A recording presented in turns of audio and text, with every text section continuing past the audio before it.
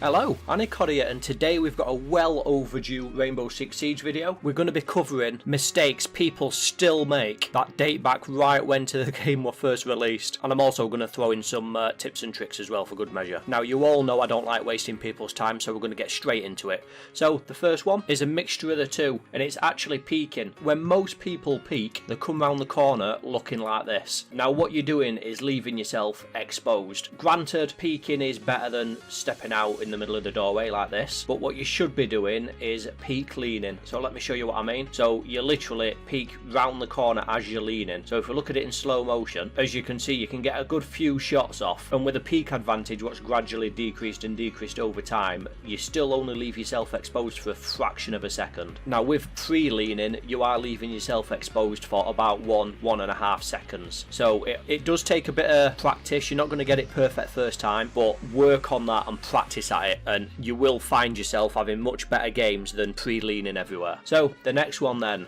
and it's one of my big peeves that I see everyone doing, and it's when they're using cameras just marking people constantly. So this is one way to get your cameras destroyed. Granted, if you're playing ranked against a decent team, they're going to know where the cameras are and destroy them anyway. But one thing to remember about this game is cameras give you vital information, and if you mark people constantly, it's going to make the enemy team turn around looking for that hidden camera and blow it out. Then guess what? You've got no information for that sector. Instead, what you should be doing is relaying to your team and speaking, using voice to let where the enemy team is. For example here, I jumped through a window and I wasn't originally looking for a camera. Maybe I should have been because I knew there was a camera up there, but as soon as I got marked and saw the mark flash up on my screen, I looked up and destroyed the camera. The defending team then has zero eyes on me, so they haven't got a clue what I'm doing. I could have jumped back out the window.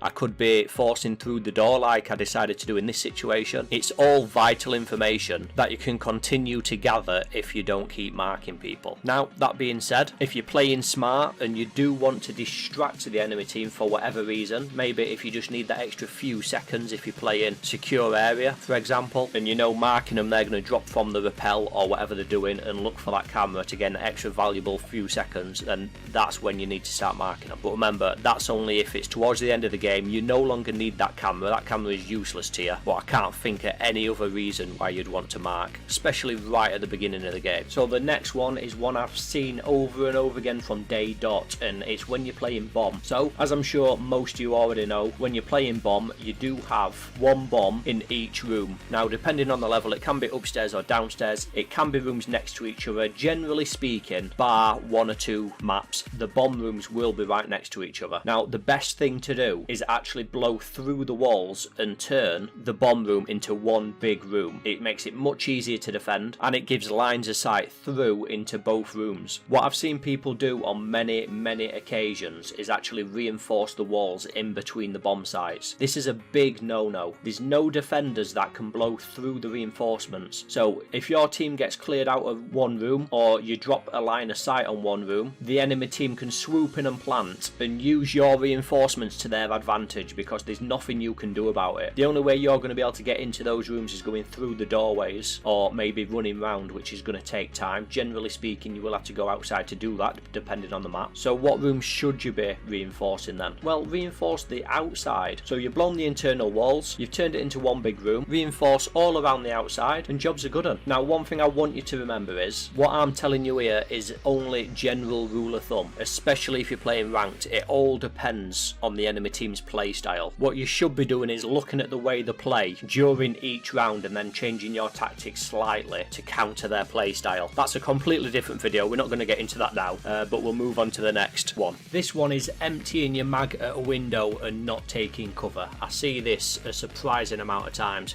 For example, you blow a door out here, you need to go into cover. Same as the windows, when you blow the windows out, don't leave yourself wide open, because generally speaking, someone will appear at the window you've just blown out because they know that you need to reload, and they're going to simply put some rounds down, and it's not going to end well for you. If you are firing a full mag into a doorway, there's one thing you can guarantee, and that's the person stood behind the doorway won't peek. I think even someone brand new at the game, if they see bullets flying past the doorway, they're not going to step out in front of the bullets. But what they are going to do is when you stop firing, peek to see if you're still there. And guess what you're doing while they do that? You're reloading. So you need to be really careful. If you do fire a few shots, that's absolutely fine. It's really pointless going full hog, dumping all of your mag, because not only is it a waste of bullets, it's a waste of time. You're not going to get anything out of it except to forced reload or change to your pistol if someone does peek around the corner. If you can help it and you're in a relatively quieter spot, i.e. behind cover for example, that's when you should be considering a reload. Now I hope that one made sense. I can understand if it came across rather confusing, but one thing just to remember is don't just reload for the sake of it. Make sure you're in cover, make sure no one's looking out on you when you hit that reload button. It is muscle memory to reload after every shot, you just don't need to do that. Right, let's move on to the next one.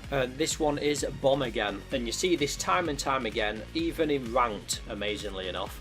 And it's people that just plant literally anywhere in a room. They'll just run in there, get it planted and get out of there. What you need to do is actually plant where it's going to give you the best advantage to defend that diffuser. For example, if you plant here, you've got right down the other end of that corridor and out the window to defend. You've got the window to your left, you've got the corridor and the window to your right. I will consider that a really strong place to plant. Now obviously, the more lines of sight you give yourself when you've planted the diffuser, the more lines of sight the defenders have got to stop you planting, and the diffuser does make a sound when you're planting as well, so do take that into consideration. For example, this room here, you can plant in front of this window, then you can also rappel outside. You've got the window to your left, you've also got the main corridor. It all depends on where the defenders are, or where you think the defenders are, and where you think they're going to be running in from when the diffuser gets planted. Now I'm not going to go through every single map and show you where to plant on every map, just use common sense. When you're in a room, look around, be aware of your surroundings, use your drones, get a good idea where the defenders are, and then you can plan and use their locations to your advantage. Right, it's been a relatively short tips and tricks video. I didn't want to drag it on too much, just in case you didn't enjoy it. If you did enjoy it, feel free to leave a thumbs up. If I do get a lot of likes on this video, then I'll put another one out,